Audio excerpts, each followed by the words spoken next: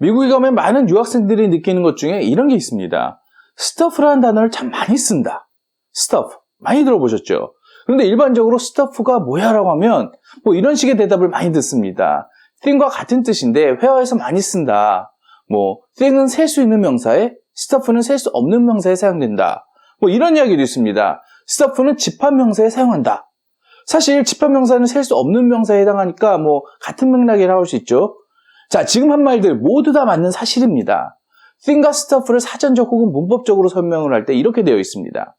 그런데 문제가 있죠. 예외가 너무 많은 겁니다. 자, 오늘 이 thing과 stuff의 비교 제대로 한번 해볼까요? 세상 모든 것에는 예외가 존재합니다. 뭐 인간은 완벽하지 않잖아요. 그러나 예외가 너무 빈번하게 일어난다는 것은 어쩌면 어떤 것을 규정함에 있어서 그 틀을 잘못 짰다고 할 수가 있습니다. 뭐 틀을 예를 들어서 뭐 이렇게 짜야 되는데 이렇게 좁게 짰다면 예외가 많아지는 것은 당연할 겁니다. 이 thing과 stuff가 대표적인 것 같습니다. 자, 그러면 왜 이런 현상이 일어날까요? 바로 영어가 가지는 대표적인 특징, 문장의 형태학적 접근과 의미론적 접근에서의 차이인데 문법은 주로 형태학적 측면을 많이 고려합니다. 즉 단수냐 복수냐 뭐 집합명사냐 보통명사에 따라서 뭐 s를 붙여줄 거냐 관사 어를 쓸 거냐 뭐 더를 쓸 거냐 뭐 이렇게 접근을 하게 되면 문법적으로는 셀 수 있다 없다 뭐 이런 것들이 중요하게 되고 이런 식으로 틀을 짜게 되는 겁니다. 자, 문법적으로는 이 틀이 좋습니다만 뭐 실생활에 사용함에 있어서는 너무 많은 예외를 생산하게 되는 문제가 발생합니다. 자, 대표적인 예외 사항들 한번 볼까요? 자, 이 문장을 보면 셀 수 없는 stuff인데 복수형을 씁니다. 자, 이 문장도 한번 보죠. 의미를 한번 볼까요? 해석을 해보면 두 물건 모두 지하실에서 많은 공간을 차지한다. 뭐 이 정도로 해석이 될 텐데 자, 이 경우에 두 물건이라고 하면 의미상으로는 분명히 셀 수가 있죠. 자, thing에 관련된 것도 한번 볼까요? 정말 많이 쓰는 문장 중에 how's things가 있습니다. 자, 어떻게 됐어? 어떻게 지내? 형태학적으로는 뭐 문제가 없지만 의미적으로 보면 things는 셀 수 있어 보이지 않죠. 자, 이런 문장들이 사실 한두 개가 아닙니다. 자, 그러다 보니까 이 thing과 stuff를 구분함에 있어서 자, 우리 같은 외국인들은 어려움을 느끼는 게 당연합니다. 기존 틀을 바꿔야 될 것 같은데 자, 여러분들 생각은 어떠세요? 자, 그래서 저희들과 함께 공부하시는 분들에게는 우리들만의 틀을 만들어 놓는 게 중요하다고 생각을 합니다. 뭐 저희들의 틀이라고 해서 뭐 저희들 마음대로 만든 게 아니고 일반적으로 많은 학자들이 생각하는 thing과 stuff의 차이에 있어서 핵심이 되는 것을 가지고 틀을 조금 뭐 수정해 보는 겁니다. 자, 우선 이 단어가 중요합니다. speaker's viewpoint입니다. 말하는 사람의 관점에서 이 두 단어를 바라보는 겁니다. 자, 말하는 사람이 이 stuff와 thing 사이에서 단어를 선택할 때 가장 핵심이 되는 게 뭘까요? 자, 이 부분이 많은 학자들이 핵심으로 삼는 부분입니다. 바로 스펙트럼입니다. 어떤 것에 대한 범위, 영역이죠. 자, 아주 쉬운 예로 한번 설명을 해보겠습니다. 자, 친구 집에 갔더니 친구가 방을 청소하기 시작을 했습니다. 뭐 방이 많이 어지러져 있죠. 여기 치우는 것을 뭐 도우면서 이렇게 이야기할 수 있습니다. Where can I put your stuff? 자, 여기에는 수많은 뭐 것들이 있잖아요. 자, 이것의 범위가 아주 넓죠. 이럴 경우에 원어민들은 stuff를 씁니다. 그런데 이 문장 한번 보세요. What's that thing in the middle of the pond? 연못의 중앙에 무엇인가가 있습니다.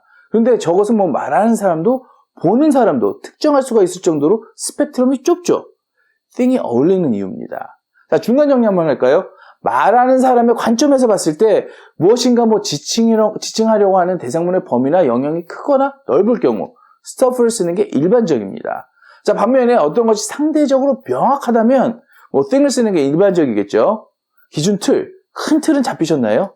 자, 그러면 뭐 이런 분들도 있을 수 있습니다. 뭐 별것도 아닌데 학자들이나 문법책 그리고 사전 등은 왜 기준을 다르게 잡느냐? 너희가 잘못 가르쳐주고 있는 거 아니냐? 이러실 수도 있는데 아닙니다. 저희가 이런 이야기를 할 수 있는 것은 저희가 뭐 영어학자도 아니고 영문법학자도 아니기 때문이죠.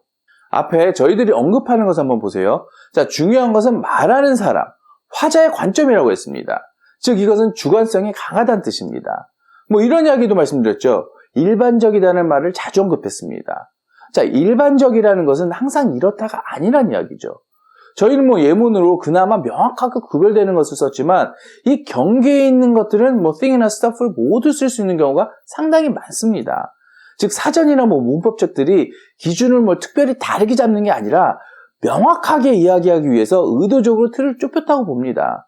자, 이렇게 할 경우 장점은 명확해지지만 단점은 뭐 앞에서 말씀드렸듯이 예외가 너무 많아지는 겁니다.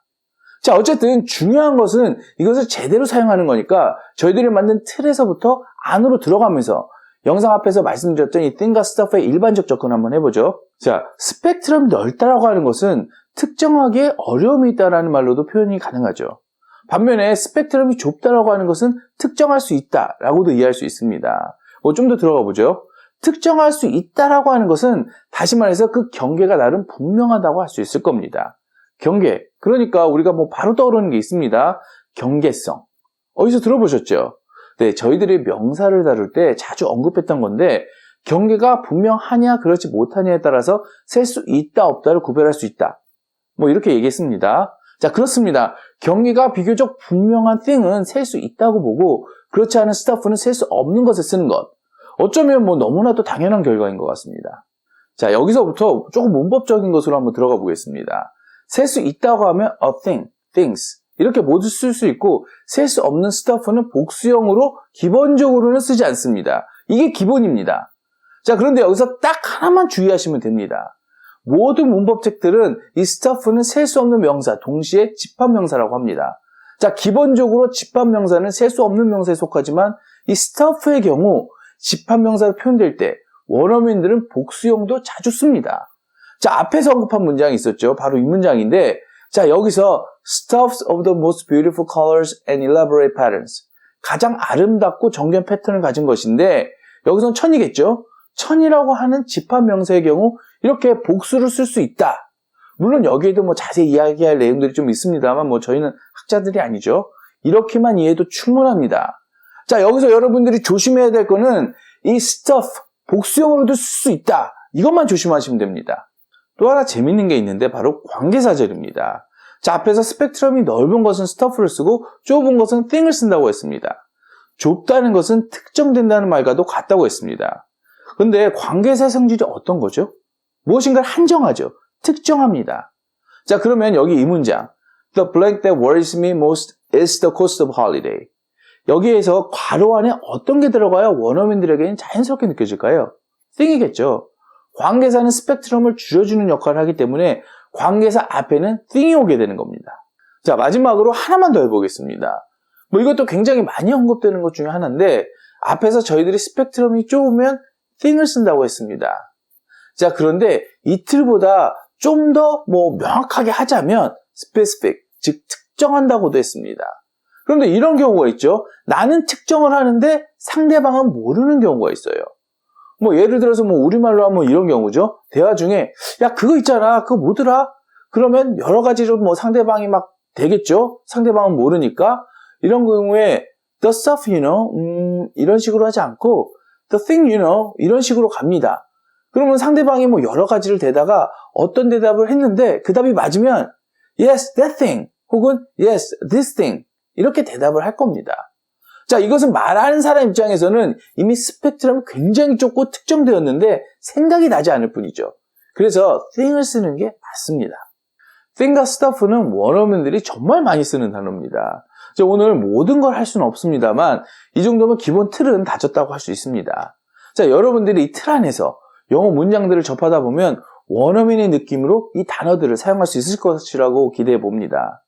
사실 이번 주는 스테이티브 벌브를 하려고 했는데 이 스테이티브 벌브는 뭐 전체 틀을 잡고 준비를 많이 해야 하는데 이 오미크론이 저희들을 완전히 휩쓸어서 지난 몇 주 순차적으로 격리 상태가 되다 보니까 이 스크립트 회의를 거의 못했습니다.